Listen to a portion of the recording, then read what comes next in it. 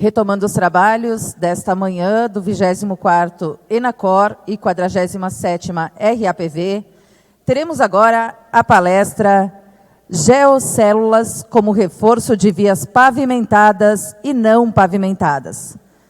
Para presidir a mesa, convidamos Glicério Triques. Para secretariar a mesa, convidamos Nelson Varga, do DENIT.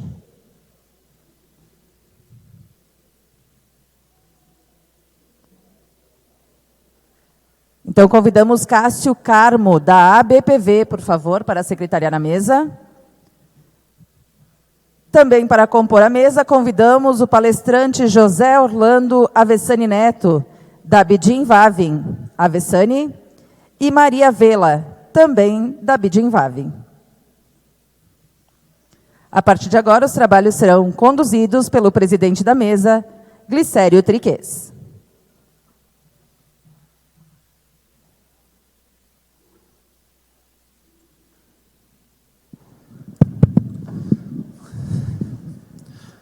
Bom dia a todos. É um grande prazer estar aqui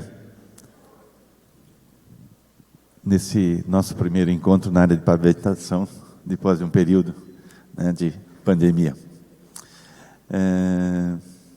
Vamos ter, então, nessa sessão, uma palestra que, para um país de 1.600.000 quilômetros ou mais, de vias não pavimentadas, é porque ela tenha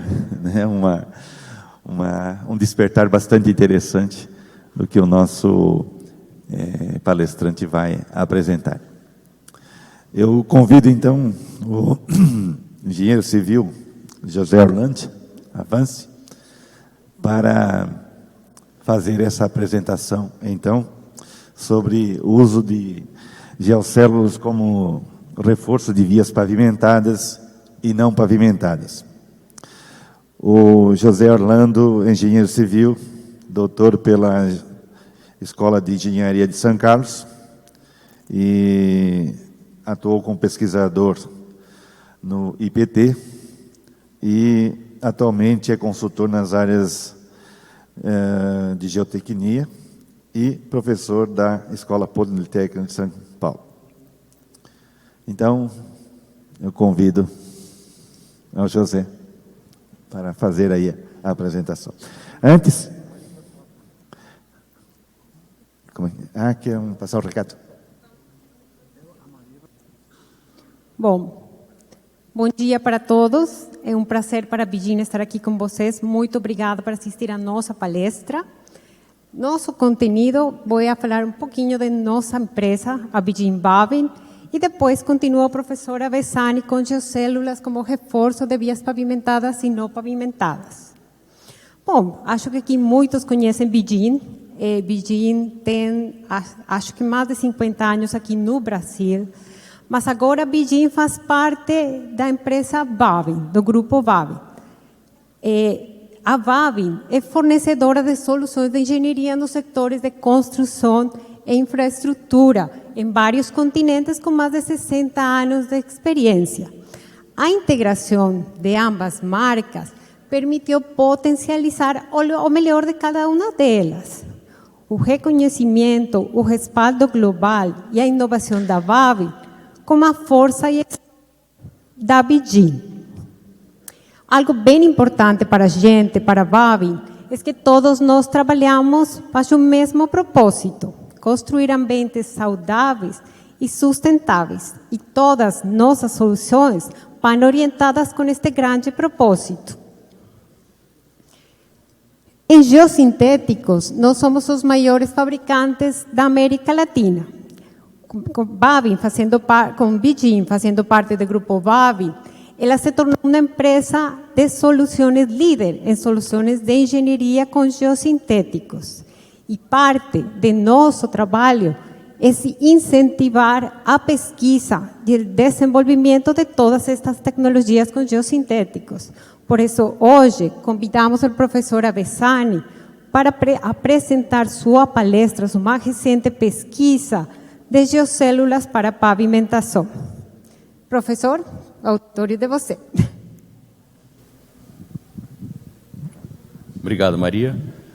Agradeço ao evento aqui por essa oportunidade de apresentar essa palestra. Agradeço também a BIDIM pelo convite e agradeço vocês aqui também estarem presentes. Essa palestra, na verdade, ela é um curso, é um mini curso. Ele vai ocorrer daqui 15 dias no Congresso Brasileiro de Mecânica dos Solos, em Campinas, e pensamos, né, eu pensei alguns pontos aqui. Lá é um curso de um dia inteiro, aqui pouco menos de 1 hora, então vou ter que falar um pouco rápido alguns pontos. Se ficar alguma dúvida também, sobre alguma dúvida, depois eu estou à disposição lá no stand da BIDIM para bater um papo, trocar mais informações, tá? Vamos lá. Qual é o lance, né? Da onde vem a grande vantagem da geocélula? É do padrão celular dela, tá? E aí a gente, né, puxa da natureza. A natureza, ela já teve bilhões, milhões e bilhões de anos para experimentar, para evoluir, e a gente, né, aproveita e aprende velcro, tantas outras coisas. A gente puxa a ideia da natureza. O padrão celular nada mais é do que o mesmo conceito, né? Então tá aí no reino vegetal, reino animal, né, até na geologia, na mineralogia, a gente tem o padrão celular, né? Porque o padrão celular, ele dá muita resistência, é uma estrutura leve de alta resistência. E no caso da geocélula, o que a gente está buscando com essa alta resistência e leveza, né, otimização de quantidade de material, é aumentar o confinamento, tá? Então, solo é um material granular, particulado, né? Então, quem joga sinuca, o conceito é parecido. Então, a gente tem as bolas de sinuca. Se você não tem um confinamento, você não tem uma boa interação entre as partículas. Colocou um confinamento, você aumenta, então, a resistência, aumenta a rigidez e dá um melhor desempenho, tá? Então, o conceito é semelhante com esse. Então, se você tem um reforço planar, você gera ali uma melhoria uma camada de baixa resistência. Se você tiver um reforço de geocélula, que é uma espessura, você ganha muito mais ainda nesse reforço, tá? A geocélula, ela foi desenvolvida, tem muitas pessoas que acreditam o desenvolvimento da geocélula ao exército americano, né? Por conta da invasão da Guerra do Golfo e tudo mais. Na verdade, ela foi desenvolvida antes, numa aplicação pioneira, né, num desenvolvimento lá nos Estados Unidos de laboratório, numa área controlada, né, onde teve a comparação ali com várias tecnologias para fazer, então, um reforço sobre um subleito de baixa resistência. E na época, né, dá até para ver o que foi empregado, foram tubos plásticos conectados, colados. E claro que isso, ao longo do tempo, teve uma evolução, tá? Então, a evolução foi depois no campo fazer geocélulas formadas por geogrelhas, e aí com a industrialização, né, aí a geocélula ela já sai de fábrica, então, nesse formato próprio dela, tá? Em aplicações de infraestrutura de transportes, a gente tem, então, em vias não pavimentadas, e aí ela dá aquele acabamento, né, e aquele reforço para a camada já direto de rolamento, um cascalho, um material granular diretamente. Em vias pavimentadas, sejam elas vias rodoviárias, como aeroportuárias, né, aeródromos, e aí a gente pode colocar a geocélula tanto na região da base como na subbase, tá? Também aqui na verdade é o aeroporto de Guarulhos, aqui são alguns galpões logísticos. Também podemos usar em obras portuárias, igualmente na base ou na subbase. E ferrovias, igualmente lastro ou sublastro. Aqui alguns exemplos, então, de algumas obras. Tá? Aqui é uma utilização que ainda está em desenvolvimento, mas a gente acredita que tem um potencial muito grande de ganho futuro, que é geocélula preenchida com concreto para fazer pavimento com revestimento a baixo custo. Tá? Isso aqui a BCP, lá em São Paulo, está em desenvolvimento, está desenvolvendo essa solução, ainda está muito incipiente, mas eu particularmente como pesquisador de geocelo de mais de 10 anos, 15 anos, acredito que seja uma solução muito interessante para o futuro, tá? Um pavimento de baixo custo. Fora isso, utilizada também, né, não diretamente no pavimento, mas em obras, né, no entorno de infraestruturas de transportes como canalizações, tanto preenchida com concreto como com material granular ou como solo, proteção de taludes contra erosão, e aplicações diversas, como mineração. Essa aplicação aqui ela é bem interessante, ela serviu para patolamento de guindaste, para uma plataforma para o patolamento do guindaste. Tá? Para falar do reforço, então, de geocelo aplicado em pavimento, vamos fazer uma breve revisão, só para a gente resgatar alguns conceitos. Para muitos de vocês, eu vou chover no molhado, né? Longe de mim querer ensinar o vigário a rezar a missa, né? Eu sou um geotécnico, não sou um engenheiro de pavimentos, mas enfim, só para a gente ter um pouco do conceito para montar a estrutura, a linha de raciocínio, né? Então, problema de maneira geral, para qualquer infraestrutura de transporte, seja pavimentadas, não pavimentadas, ferrovias, enfim, né? É o subleito. Então, a estrutura do pavimento está lá justamente para fazer essa proteção do subleito. Então, material granular, né? Qual que é o lance da gente colocar direto o material granular em cima do subleito? Ele tem maior resistência, ele tem maior rigidez, ele não é sensível ao teor de umidade, como ocorre com o subleito. E aí a ideia é o quê? Que trabalhando com espessuras adequadas, a gente consiga então proteger o subleito, fazer com que as tensões que chegam no subleito sejam inferiores, sejam numa quantia em que ele tenha a capacidade de resistir. Né? E claro que esse material granular que está sendo colocado em cima do subleito, ele tem que ter o mínimo de resistência e rigidez, senão ele também vai gerar a deformação, assim como a gente tem que ter um mínimo de espessura para garantir que essas tensões sejam realmente transmitidas numa faixa, né, num valor em que o subleito tenha a condição de resistir. Tá? Então, o que é então o crucial, né? Como que quando a gente está lidando com o subleito num dimensionamento de qualquer um dos tipos de pavimento, o que a gente precisa levar em consideração, né? O que a gente geralmente leva em consideração? Então, o CBR, né, é um parâmetro de entrada, ou o módulo de elasticidade do subleito, né?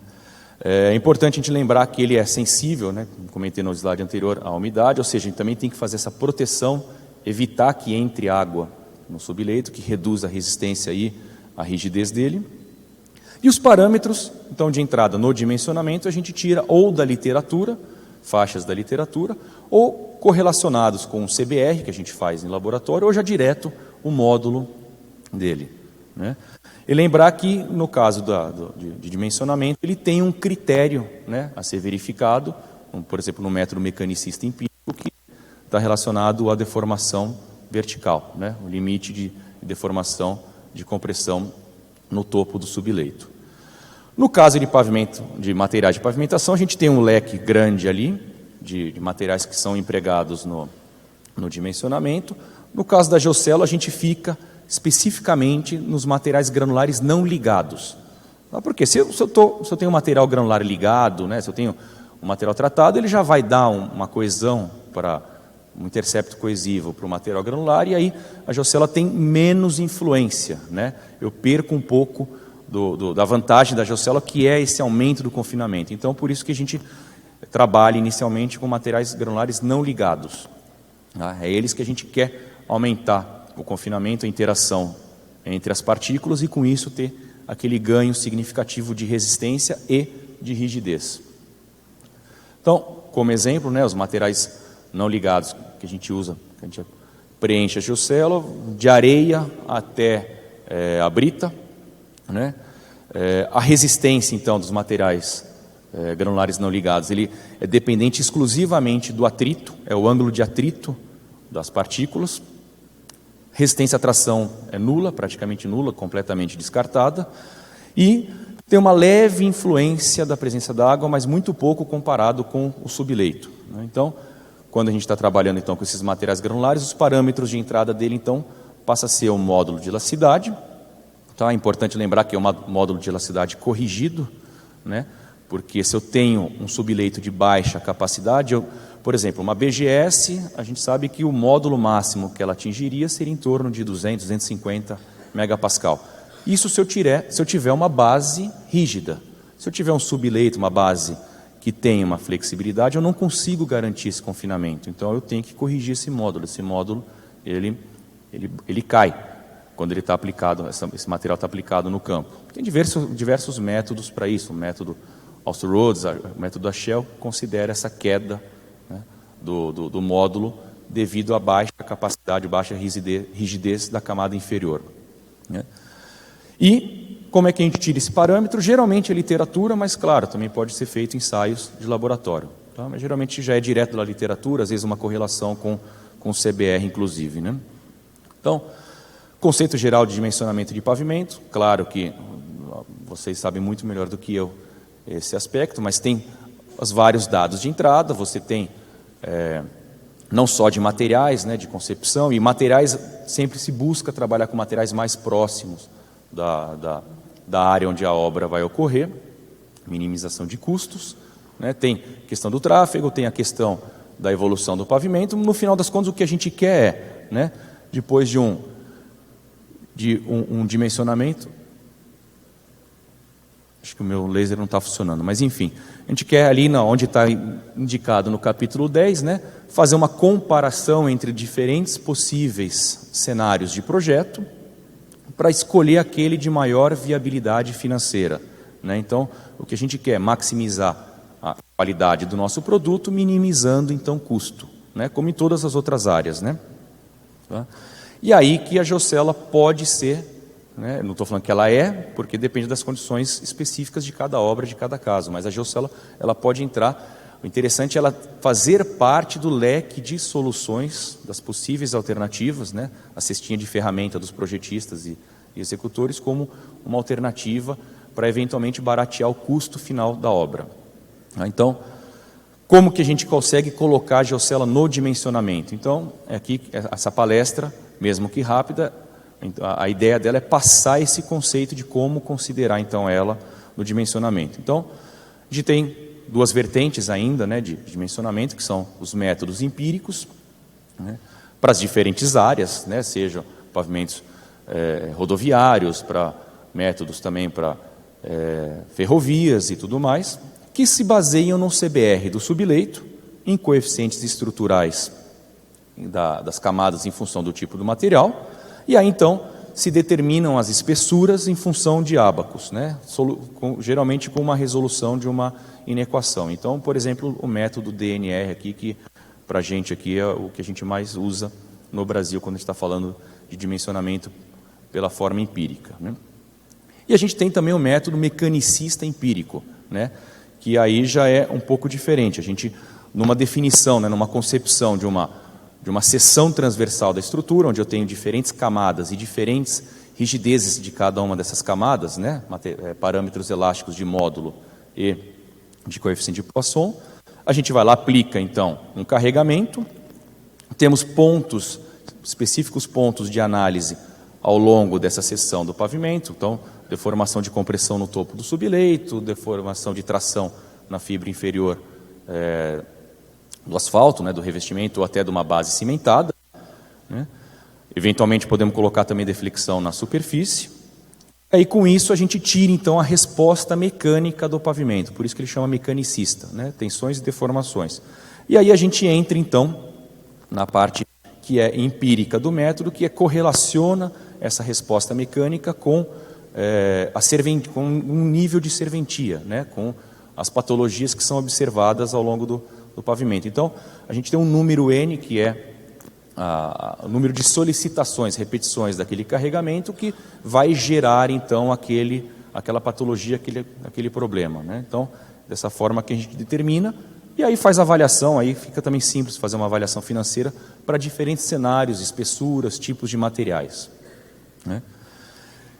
Quando eu tenho que colocar a geocela, então, como que a gente considera, então, a geocela nisso, né? Então, quais são os conceitos de se colocar o reforço de geocela? Bom, o primeiro conceito talvez menos importante para quem já trabalha muito na área de pavimentos, mas para geotécnicos é algo que quebra um pouco o paradigma, é que um pavimento é uma estrutura que trabalha por estado limite de serviço, não estado limite último.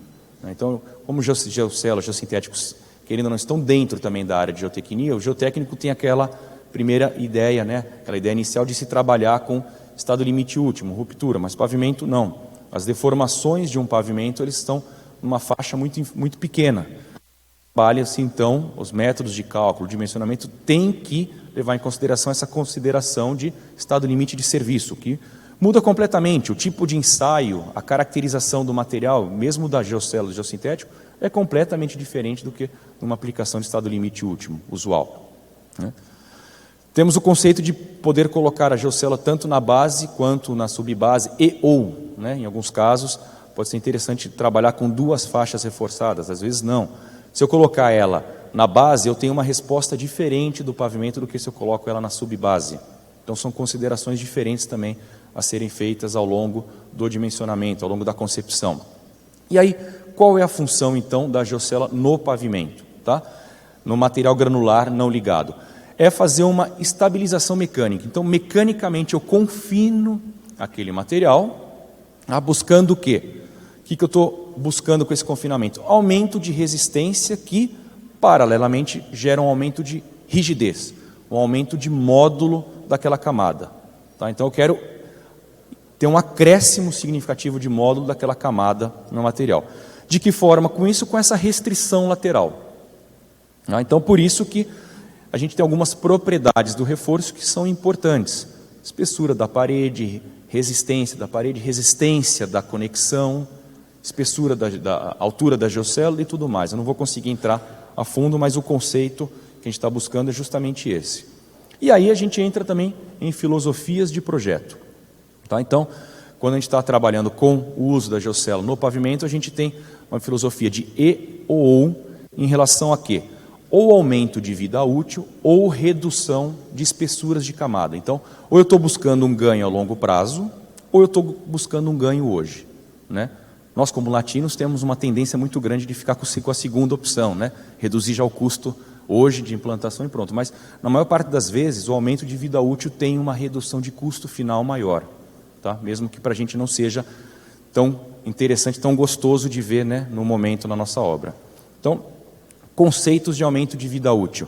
Eu tenho aqui uma seção não reforçada, gero aqui um número de passadas do meu carregamento para algo que eu considero como, entre aspas, uma ruptura do meu pavimento, uma perda de serventia do pavimento. Aqui, por exemplo, está para uma polegada, 2,5 centímetros de afundamento de trilha. Tenho um outro número, no caso, reforçado. A relação entre o que eu tenho de número de solicitações reforçado por não reforçado, esse índice chamado TBR. Tá? No caso de redução de espessuras, então, sem reforço eu tenho uma necessidade de material granular X, com reforço eu consigo diminuir em Y. Eu gero o que a gente chama de BCR, o quanto que eu diminuí de espessura pela presença do reforço. Ou então, o quanto que eu aumentei o coeficiente estrutural daquela camada, pela presença do reforço, que agora é um compósito, o material granular mais o reforço. Também tenho, e aqui eu acho que, na minha opinião, é mais interessante até do que reduzir espessura, é eu poder utilizar materiais menos nobres reforçados. Porque como eu tenho um aumento do módulo, e o material menos nobre ele já tem uma rigidez natural inferior, o uso do geossintético, o uso da geocélula, ele me permite um ganho muito maior. Então eu posso preencher, por exemplo, com uma areia, com uma bica corrida e ter módulos maiores do que uma BGS. Então se eu tiver uma jazida próxima, se a distância de transporte, se o custo desse material for muito baixo, eu tenho uma condição que a gente chama de knockout. Você consegue chegar num custo muito reduzido para aquela camada, com desempenho muito elevado para o pavimento. Então, e outra forma da gente considerar, então, na filosofia de projeto, e aí sim, se eu estou trabalhando com método mecanicista empírico, é um conceito que chama MIF. O MIF nada mais é do que um fator de melhora do módulo. É o módulo daquela camada com a presença do reforço, o módulo reforçado, dividido pelo módulo não reforçado do material. tá? Então, por exemplo, uma BGS, uma brita, né? De maneira geral, se observa que o MIF ele varia de 1,5 a 5, tá? Isso com estágio de laboratório e obras, e retroanálise de obras. Ele varia muito em função do tipo de material de preenchimento. Quanto menos nobre o material de preenchimento é, maior é o valor do MIF, melhor é o benefício gerado pela geocélula, né? E isso é associado com o slide anterior da possibilidade de usar materiais menos nobres que são mais baratos, tá? Varia também em função da rigidez da parede da geocélula, varia em função da altura da geocélula e principalmente da abertura da geocélula, tá? Ela é a melhor, hoje é um consenso, né, na comunidade acadêmica e técnica de que o MIF é o parâmetro que melhor representa, então, a melhora dada pela geocélula para ser considerado em projeto, que é o que a gente vai falar na sequência, tá? Porque ele entra direto no dimensionamento, né? Principalmente pelo método mecanicista empírico, que eu preciso entrar com módulo, eu já vou lá, pego o material, tem o reforço, aplico o MIF, já considera a camada reforçada. A gente vai passar um exemplo rápido aqui mostrando isso, tá? Como que seria então a abordagem usando os métodos empíricos? Então, tenho lá as minhas espessuras das camadas, os coeficientes estruturais, tenho toda a questão ali do dimensionamento, coloco o reforço, coloco a geocélula, escolho se eu vou trabalhar com TBR, com BCR ou com o LCR. Se eu estou pensando em aumento de vida útil, eu já trabalho direto com o TBR. O meu número N, né, número de solicitações, simplesmente eu pego o não reforçado, multiplico pelo TBR e pronto. Se eu estou trabalhando com redução de espessura, aí eu escolho. Posso trabalhar com esses três parâmetros, tá? Deve estar melhor. A bateria acho que está melhor aqui. O problema é o seguinte: como que eu determino TBR, BCR ou LCR? Esse que é o pulo do gato, né? É aqui que a gente tem a grande dificuldade de destravar. E no método mecanicista empírico? Bom, mesma coisa, né? Eu tenho ali a minha espessura, eu tenho a minha seção transversal, vou entrar isso em algum software, né, de pavimentos, para determinar então a saída, fazer a correlação com a minha curva empírica, né? Então eu tiro o meu N não reforçado. Vou lá, coloco a geocélula, por exemplo, na subbase, aí eu tenho um módulo do compósito geocélula solo. Bom, como é que eu considero então um módulo reforçado? Bom, é fácil, pelo MIF.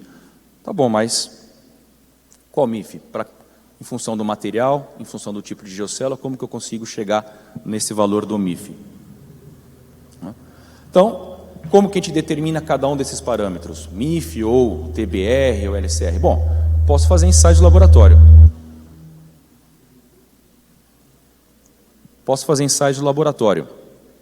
Qual que é o problema?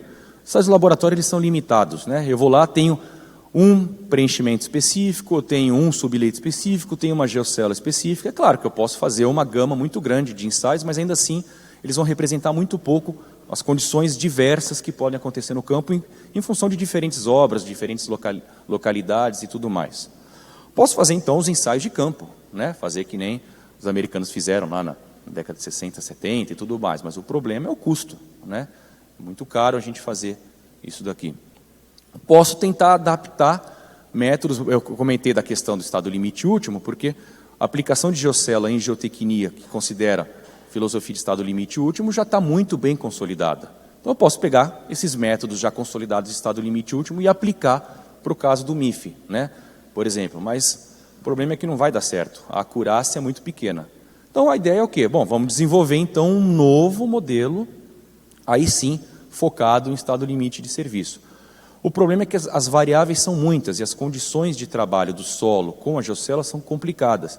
Então, se o modelo não for simples o suficiente, no final para ser utilizado, porque um modelo bom, além de ele dar um resultado bom, ele tem que ter uma acurácia boa, só que ele tem que ser simples de usar. Senão, no final das contas, ninguém usa, né? Preciso de tantos parâmetros, ele é tão rebuscado que no final das contas não adianta.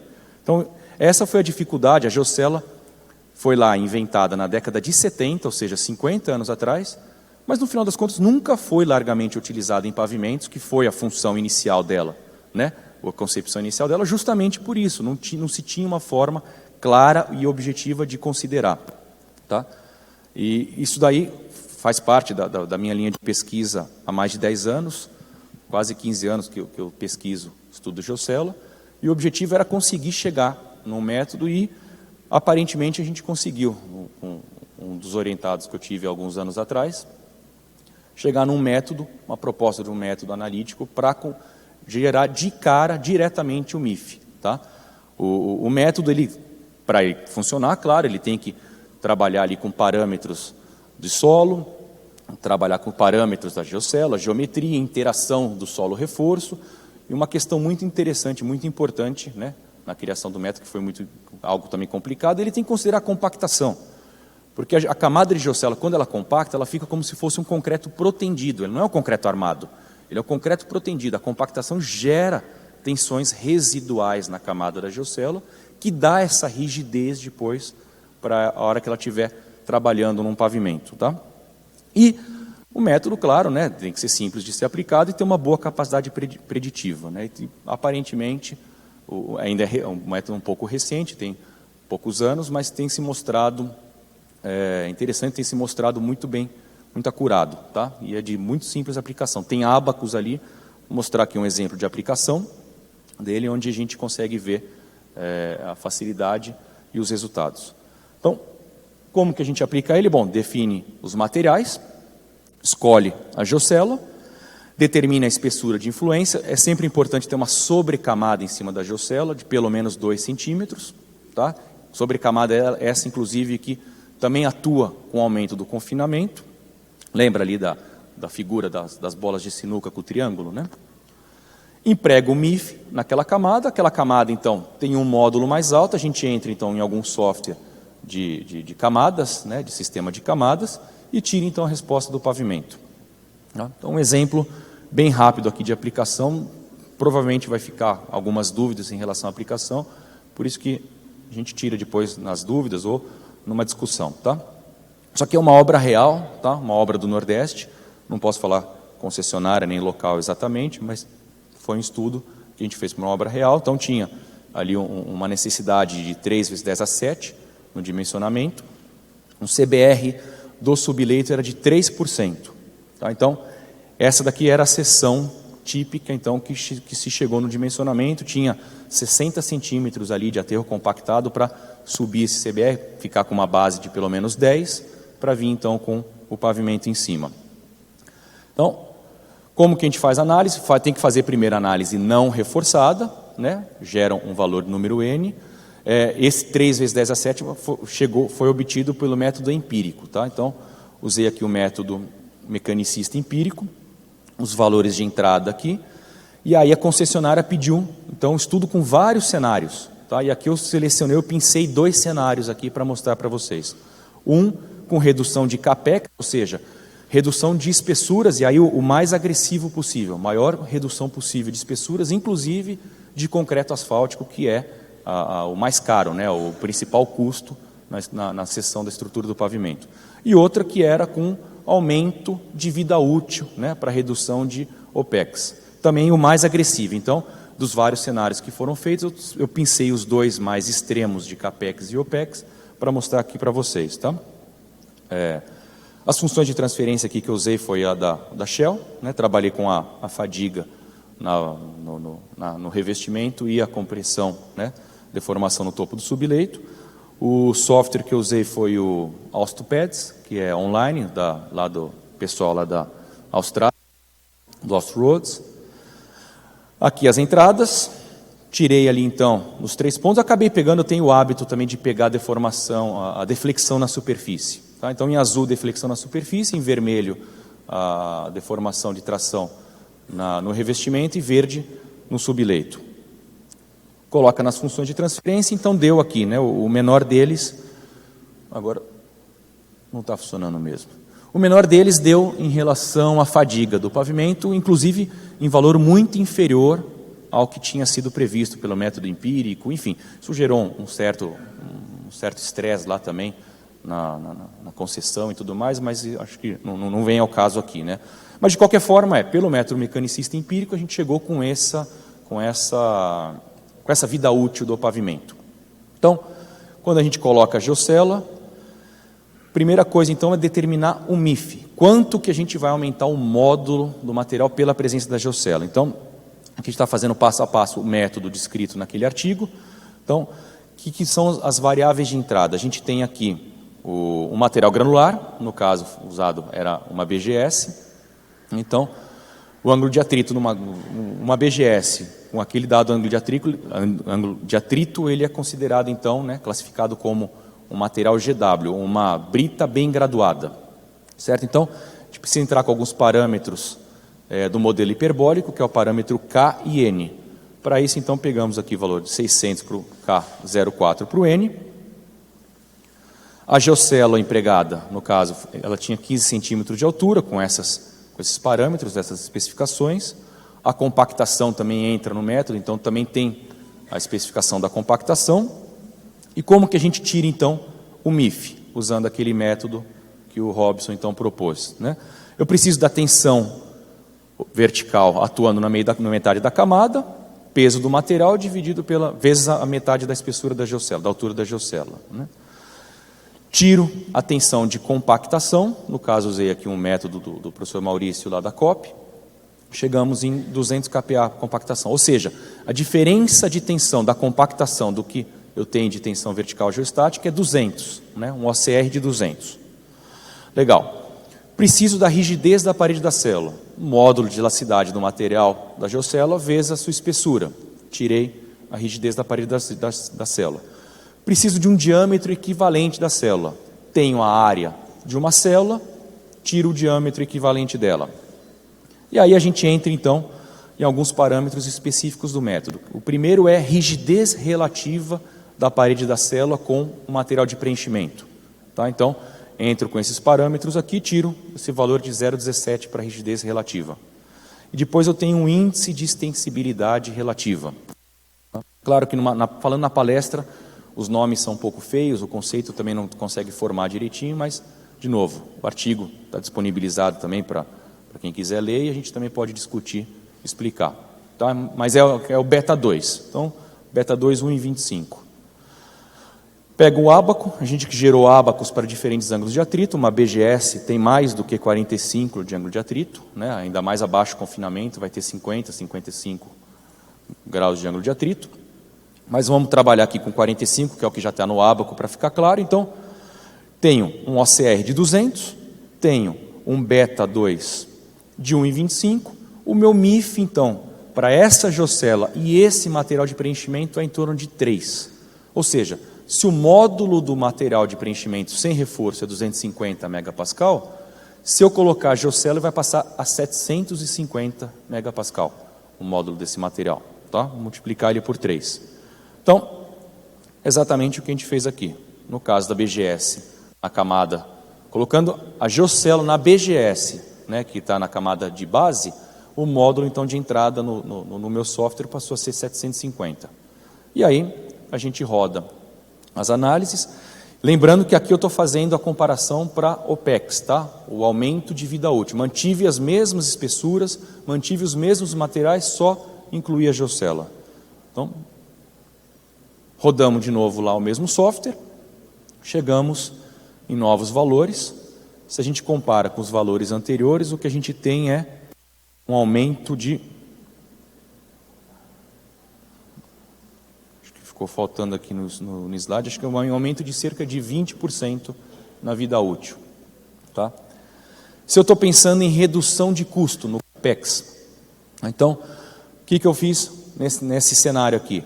Troquei, em vez de a base usar a BGS, usei bica corrida, tá?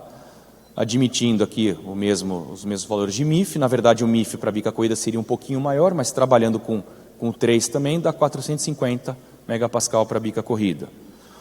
Fora isso, o que a gente tem aqui também de opções?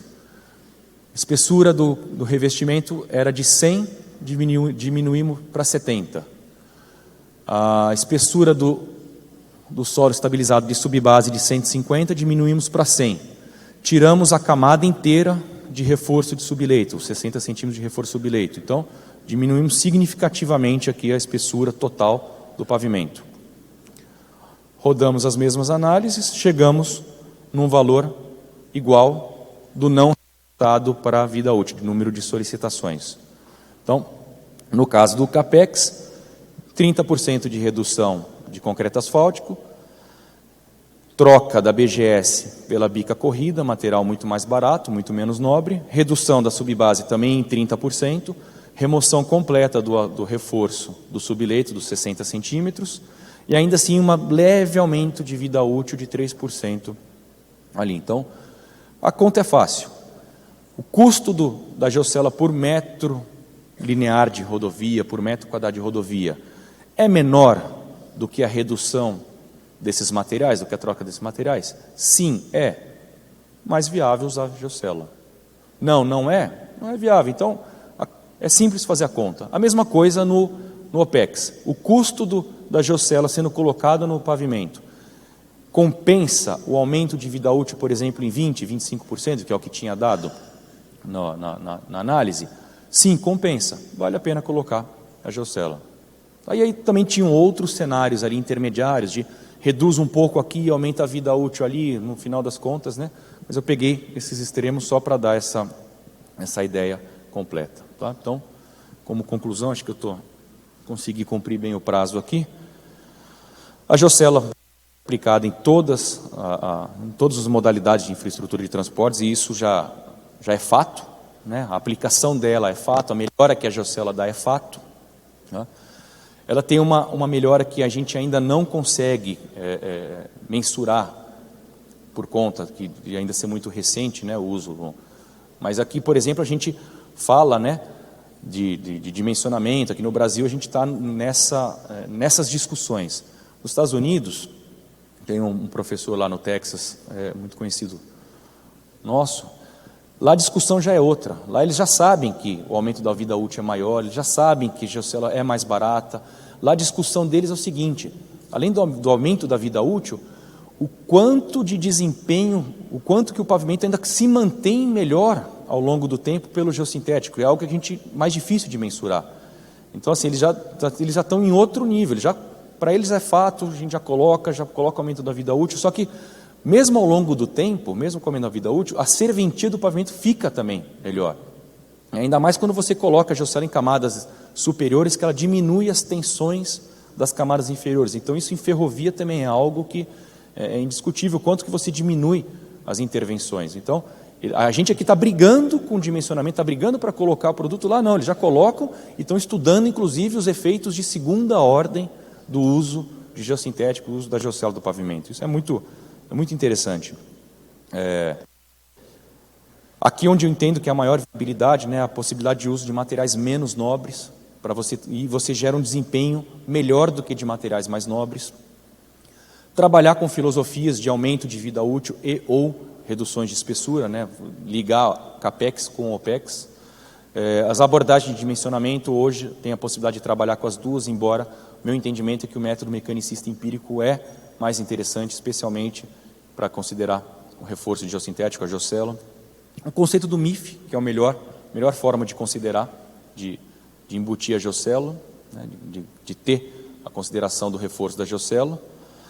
E o método analítico, que está se mostrando eficiente, ele é simples, ele é eficaz e está se mostrando bem ajustado, que é uma possibilidade, está fornecendo subsídio para a gente agora conseguir fazer dimensionamento então de pavimento com geocela, depois de 40, 50 anos, poder usar de forma mais corrente aquilo que ela foi, a função pela qual ela foi desenvolvida.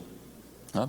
E, claro, a importância de se trabalhar com cenários. Né? Não é porque estamos colocando geocela, estamos colocando geossintético, que é o melhor dos mundos. Não, o melhor dos mundos é obter o desempenho esperado, o desempenho desejado com melhor custo. Se a geocela está trazendo um melhor custo, é óbvio que ela tem que ser, né, eu entendo que ela deveria ser considerada para a utilização. Se o custo passou por o mesmo desempenho, é claro, aí não tem porquê a gente usar ela. Tá? Então, a análise de custo, ela é sempre importante. É isso. Obrigado, pessoal.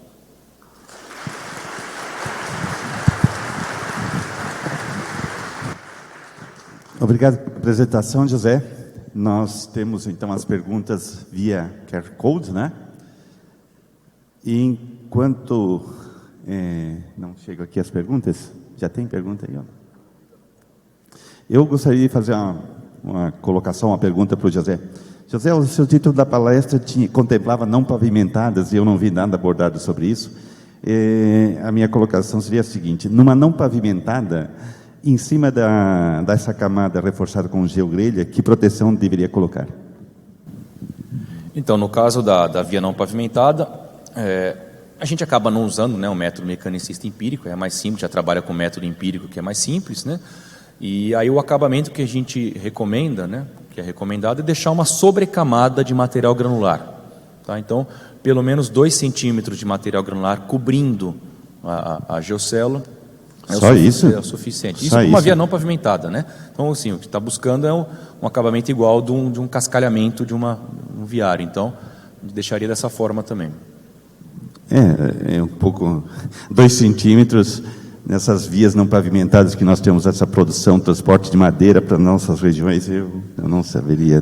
Os 2 centímetros é o mínimo e acima da geocélula. Então, por exemplo, você colocou uma geocélula de 20 centímetros, pelo menos mais 2 centímetros em cima, né, para fazer essa proteção. Porque o que acontece? A camada em si da geocélula, ela vai ganhar aquela rigidez, depois da compactação, né?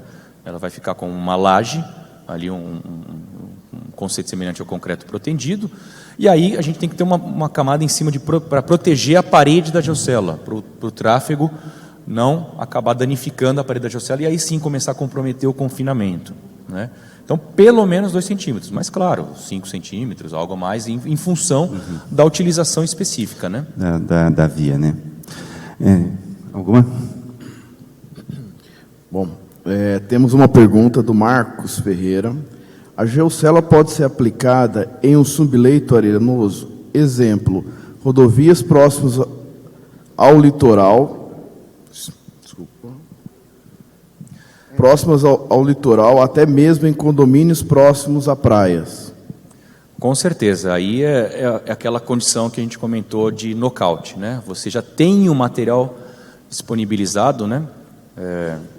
Costumo perguntar para os alunos, né? Assim, qual é o material de construção mais barato que a gente tem na obra? Né? Aí o pessoal fala, é arame, é a madeira para fazer um piquete. Não, é o próprio solo local, já está disponível para a gente.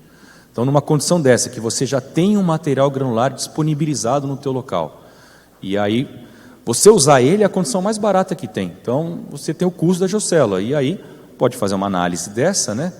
Aí talvez o meu entendimento é que aí não é mais o subleito, aí você já tem essa camada com a geocélula reforçada que vai funcionar como uma subbase, eventualmente até como uma base direto para o seu revestimento final, né? E aí, pensando aí que uma areia tem um módulo aí, talvez na faixa de 80 a 100 megapascal, você vai ter um MIF de 3,5, 4 para uma areia, a gente vai tem condição de gerar uma camada ali de 400 megapascal de módulo, que dá um salto bem significativo, né? Um desempenho bem interessante para o pavimento. A gente tem uma outra pergunta bem na linha. Existe aplicação já feita para estradas não pavimentadas? Sim, acho que talvez o que tenha hoje mais é de vias não pavimentadas, né, com uso da geocélula. Aqui no Brasil, sim, aqui no Brasil. A gente tem também vias pavimentadas. Estou com um trecho teste na Artéries, próximo ali a São Paulo, na Fernão Dias. Tem alguns outros trechos também de vias pavimentadas, mas aí já não é mais trecho teste, aí já foi utilizado mesmo, já está empregado, né? Vias não pavimentadas tem o uso só, né, deixando em material granular, tem o que eu comentei, que a BCP está desenvolvendo lá em São Paulo, ali até junto ao DR, né, de fazer esse acabamento já com um concreto ali com baixa taxa de cimento, né? Então tem bastante possibilidade aí. Tá, a gente tem uma aqui, que na verdade são 3 em uma, eu vou fazer todas, e aí se você quiser eu repito alguma. Parabéns pela apresentação. Com relação ao desenvolvimento da formulação para o cálculo do MIF, foram feitas instrumentações de campo com retroanálise para validar os valores apresentados? Poderia informar qual o artigo? Vamos por partes então, né? Agradeço o elogio e boa pergunta, né? Muito boa pergunta. Como eu comentei, a gente tinha menos de 1 hora ali, não dá para colocar tudo, né?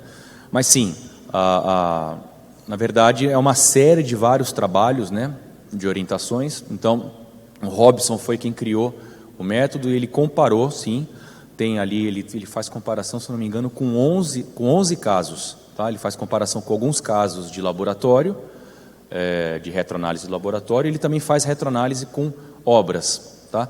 No caso do Robson, que tinha feito o trabalho antes, já defendeu já há algum tempo, não tinha ainda nenhuma obra brasileira com geocélula para ele fazer a retroanálise. Tá? Mas todos os outros casos ali, a retroanálise bateu muito bem. É claro que tem muita variável envolvida, né, e tem muita condição específica da execução, de execuibilidade do material.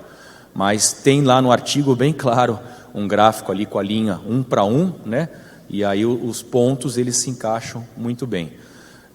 O artigo ele foi publicado na revista Geotextiles and Geomembranes.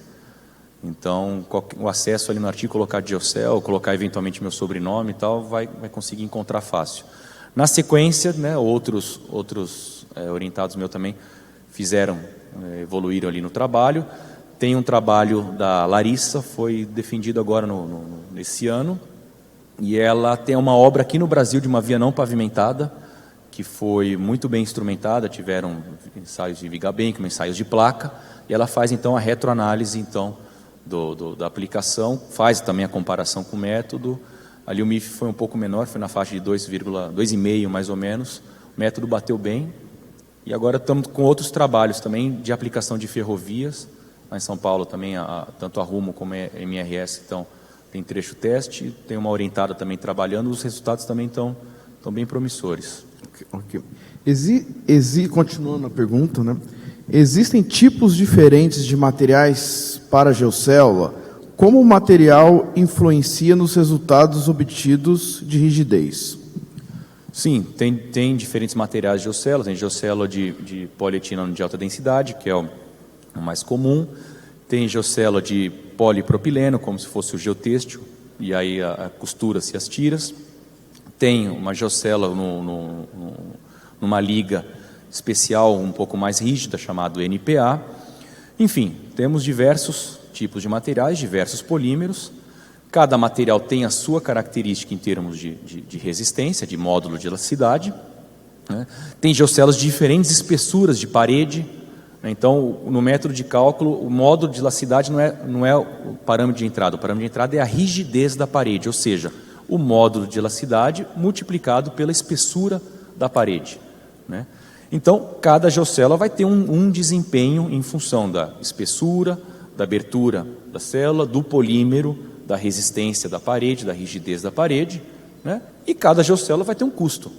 Então, acho que o trabalho do projetista, né, de quem está dimensionando, é fazer também essa comparação, essa correlação. Uma geocélula mais cara provavelmente vai gerar, ela é mais cara por algum motivo, uma parede com uma espessura mais alta ou um polímero diferenciado, ela vai gerar um desempenho, enquanto que uma geocélula mais barata, seja por espessura da parede, seja pelo tipo do polímero de produção, vai gerar um outro desempenho. Então, o que o projetista precisa é chegar num desempenho desejado dentro do custo aceitável para aquela aplicação.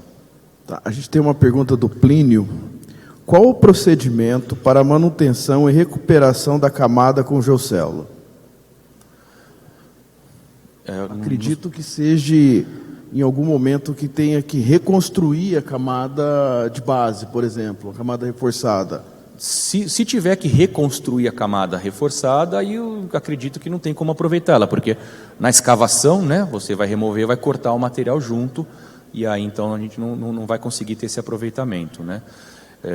Veja, eu não sou da área exatamente de pavimentos, eu sou um geotécnico, né? Como engenheiro de pavimentos, eu me considero um bom geotécnico, mas o meu entendimento é que, no caso de pavimentos rodoviários, né, dificilmente você aprofunda, você vai lá e remove base, você vai subindo, você faz recapeamento e tudo mais. Então, aí daria para se aproveitar a base que está com a geocélula.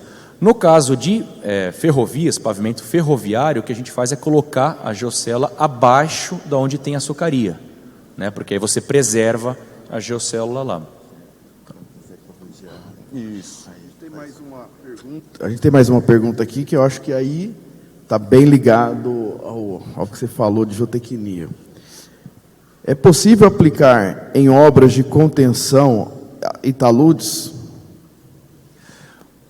Sim, sim, a geocélula é aplicada em obra de contenção e talude, mas aí a aplicação dela passa a não ser para a resistência em si, né? A preocupação não é a rigidez. Então, por exemplo, você pode fazer muros de contenção, muros de gravidade com geocélula. Nada mais é do que com muros de gravidade de pneu, por exemplo, né? Você coloca a geocélula, vai preenchendo, vai fazendo as diferentes camadas, subindo para fazer um muro de gravidade com a geocélula. Você pode usar a geocélula como paramento, revestimento de face de estruturas de solo reforçado, né? Então você tem estruturas de solo reforçado, geogrelha, geotêxtil, você precisa de um paramento que vai servir de forma na execução e depois, né, de proteção da face. Então pode usar bloco, você pode usar gabiões, telas metálicas preenchidas com material granular, e pode usar também a geocélula para compor a face. E no caso de taludes, a geocélula faz a proteção contra a erosão da face do talude, né? E aí tem o dimensionamento e, claro, a escolha depende da inclinação do talude, do material de preenchimento, né? Que é uma aplicação que se estende para a canalização. Canalização nada mais é do que também uma proteção contra a erosão de um talude, mas aí não é da ação erosiva da água, né? de chuva, né? Aí já é do fluxo, né? Mas é outra aplicação também dela. Tá, professor, obrigado pela apresentação. A gente não tem mais perguntas. A última que chegou também não tem mais tempo. Está em cima do horário. Foi exatamente essa questão de erosão que você acabou comentando, né? Então, eu agradeço a presença de vocês, parabenizo pela excelente palestra, e agora eu passo a palavra para o presidente. Obrigado. Então, José, muito obrigado pela sua apresentação. Vê que surgiu aí, né, muitas perguntas. O José vai estar no estande, né, da BIDIN até o meio-dia. Quem gostaria aí de conversar ainda com ele, então ele tem lá um tempo no estande para outras perguntas que queiram conduzir, tá? Então, muito obrigado, José, pela sua apresentação, pelas suas respostas, né? Mostrando aí alguém que está caminhando na busca de um desenvolvimento para essa aplicação. Muito obrigado, então.